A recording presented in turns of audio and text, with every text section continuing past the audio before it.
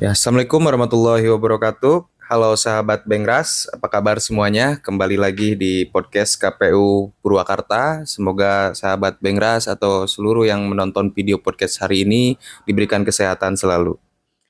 Bertemu lagi bersama saya, host podcast KPU Purwakarta, saya Ibrahim Abdul Matin.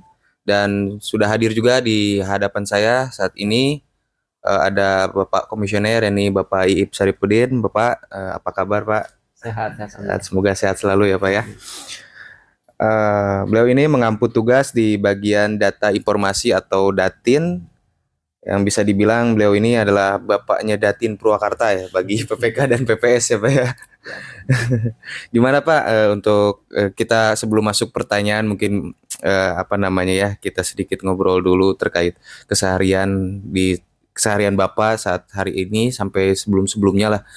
Apalagi sekarang kan tahapan sudah mulai menumpuk nih Pak, bagaimana tips ataupun apa namanya ya, tips atau cara-cara lah supaya bisa kita tetap fokus dalam bekerja dan juga tetap semangat dalam bekerja lah Pak. ya.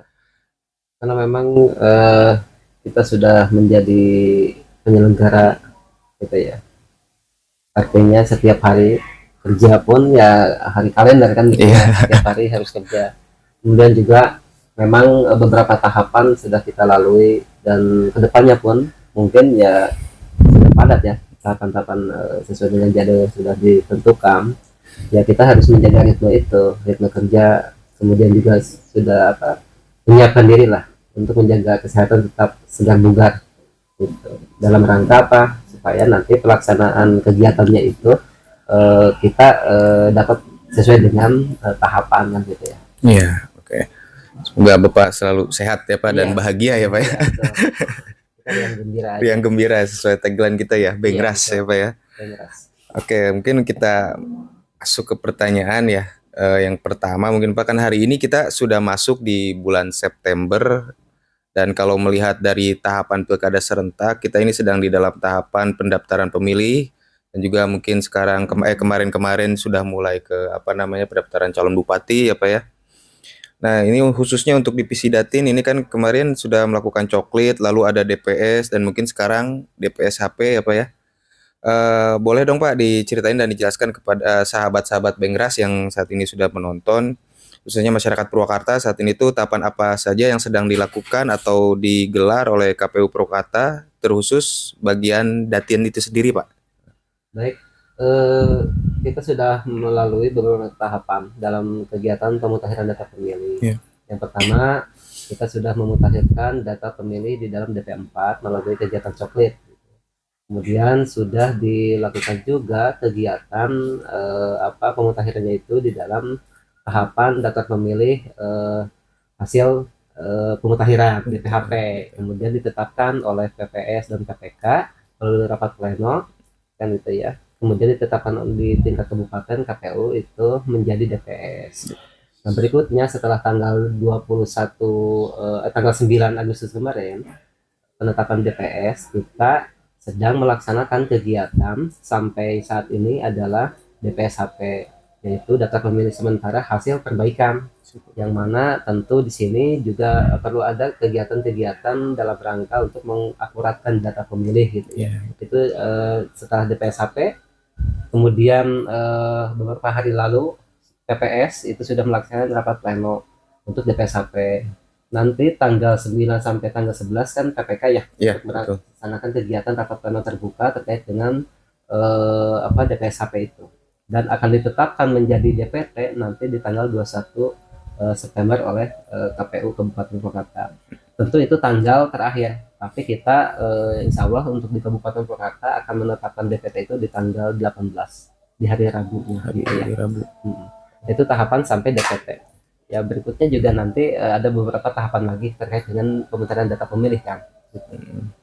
Oke, tadi terkait DPS HP ini apa ya? Mungkin kan banyak yang nggak tahu nih, masyarakat Purwakarta, apa sih DPS, apa sih DPS HP, dan kenapa harus perbaikan gitu Pak ya Pak? Betul. Mungkin bisa dijelaskan juga Pak terkait itu? Baik, karena memang daftar pemilih ini kan sifatnya tidak pasti gitu ya. Iya. Artinya ada keluar masuk penduduk. Berikut juga ada perubahan data pemilih kan, Iya betul. baik itu terkait dengan perbaikan data pemilihnya itu sendiri, atau memang ada yang TMS. TMS itu tidak memenuhi Tidak syarat memenuhi gitu syarat kan. ya. Yang sebelumnya misal di pemilu 2024 yang bersangkutan memilih, tapi ya sekarang tidak dapat memilih tidak dapat memilih dikarenakan TMS misal gitu Iya. ya. Itu kan perlu ada perbaikan.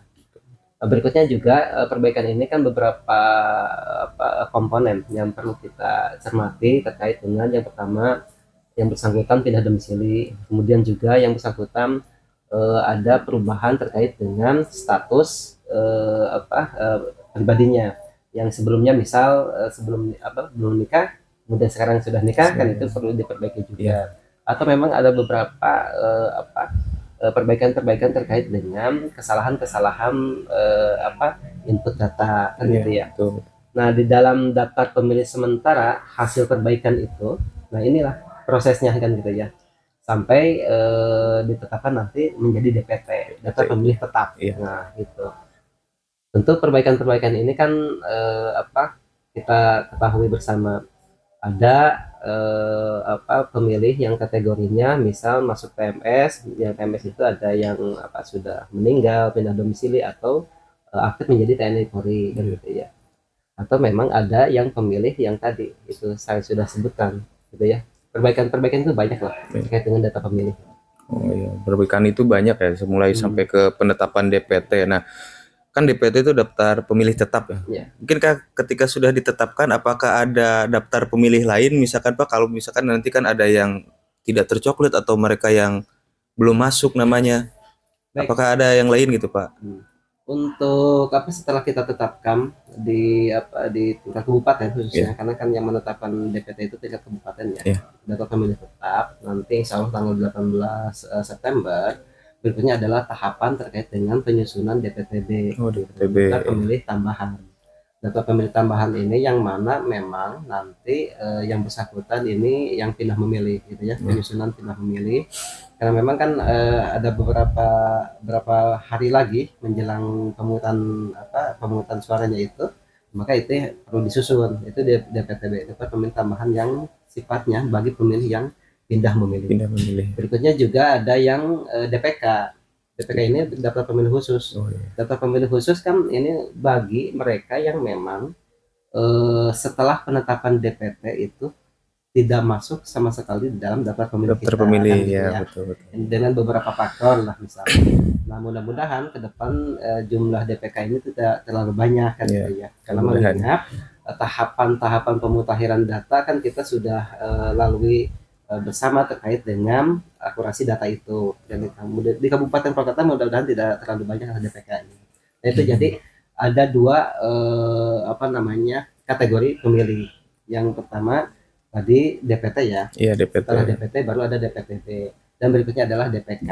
Nah, DPK ini tentu nanti kita ketahui bersama biasanya menjelang hari H. Hari H ya, Pak. Ketahuan tuh jumlahnya berapa tuh DPK kan gitu. Iya, betul. Berikut juga yang DPTB juga sama ya. Sesuai dengan persyaratan tentunya. Nah, itu jadi perlu diketahui bersama bahwa ada 3 kategori pemilih. Yang pertama DPT, kedua DPTB, ketiga DPK.